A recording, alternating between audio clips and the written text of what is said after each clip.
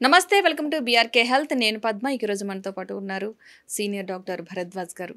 నమస్తే అండి. నమస్తే. చాలామందికి స్కిన్ పొడిబారిపోతూ ఉంటుంది, రైట్. చర్మం. సో దానికి రీజన్ ఏంటి, ఎలాంటి జాగ్రత్తలు తీసుకోవాలి, ఏం వాడితే మంచిది? రైట్. స్కిన్ పొడిబారడానికి చాలా రీజన్స్ ఉంటాయండి. సో కొంతమందికి జెనెటిక్గానే సబేషియస్ గ్లాండ్స్ అనేవి కొంచెం తక్కువగా ఉంటాయి. మనకు స్కిన్లో 2 టైప్ ఆఫ్ గ్లాండ్స్ ఉంటాయి. ఒకటి ఏంటంటే స్వెట్ గ్లాండ్స్, అంటే మనకు చెమటను వచ్చేసే వస్తుంది. గ్లాండ్స్ అనమాట. ఇంకోటి ఏమంటామంటే సబేషియస్ గ్లాండ్స్ అంటాం. సబేషియస్ గ్లాండ్స్ అంటే స్కిన్ పైన ఆయిల్ ఉంటుంది చూసారా, ఆ ఆయిల్ సెక్రేట్ చేసే గ్లాండ్స్ని మనము సబేషియస్ గ్లాండ్స్ అంటాం అనమాట. సో కొంతమందికి న్యాచురల్గానే ఏమవుతుందంటే ఈ సబేషియస్ గ్లాండ్స్ అనేవి తక్కువ ఉంటాయి. సబేషియస్ గ్లాండ్స్ తక్కువ, కొంతమందికి నార్మల్గా ఉన్న దాంట్లో ఏదైతే ఈ ఆయిల్ ఉంటుందో దాన్ని సీబమ్ అంటాం అనమాట.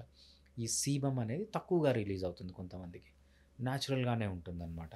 దానికి మనం ఏమీ చేయలేం, రైట్. కొన్ని కండిషన్స్ వల్ల కూడా వీళ్ళకి సబేషియస్ గ్లాండ్స్ అనేది ప్రాబ్లం వస్తుంది. సో ఎస్పెషల్లీ చల్ల వెదర్లో ఉంటే ఏమవుతుందంటే ఈ సెక్రీషన్స్ అనేవి తగ్గిపోతాయి అన్నమాట. అదేవిధంగా స్ట్రెస్ ఎక్కువ ఉంటే సెక్రీషన్స్ అనేవి పెరిగిపోతాయి అన్నమాట.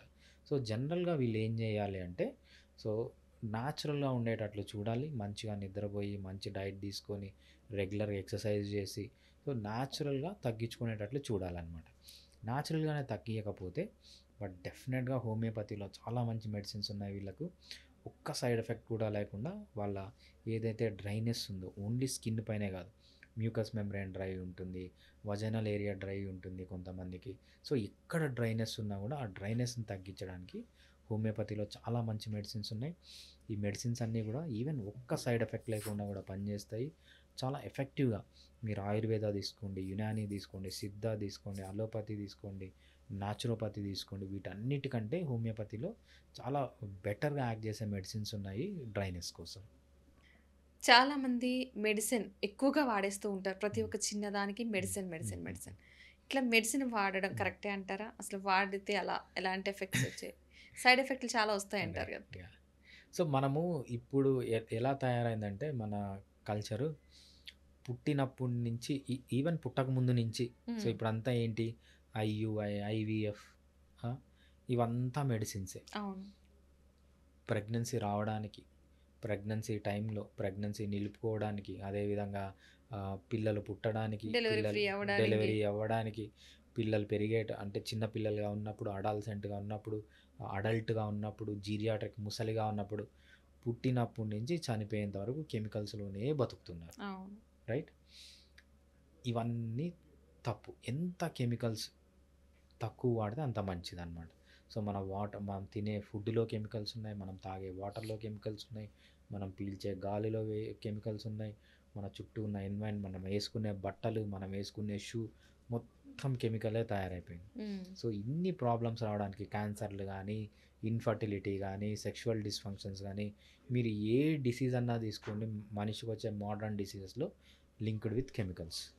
సో కెమికల్స్ అనేది ఎంత తక్కువ వాడితే అంత మంచిది, ఎస్పెషల్లీ ప్లాస్టిక్.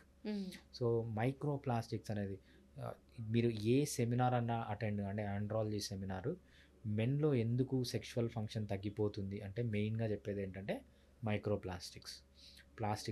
ప్లాస్టిక్లో వాటర్ తాగడం, ప్లాస్టిక్లో ఫుడ్ తినడం, ప్లాస్టిక్లోనే తయారు చేయడం, ప్లాస్టిక్ నాన్ స్టిక్ కుక్వేర్స్ వాడడం, ఇవంతా ఏంటంటే కంప్లీట్గా ప్లాస్టిక్స్లో పుట్టి ప్లాస్టిక్స్లో పెరగడం వల్లనే ఈ క్యాన్సర్స్ కానీ, సెక్షువల్ డిస్ఫంక్షన్స్ కానీ అన్నీ.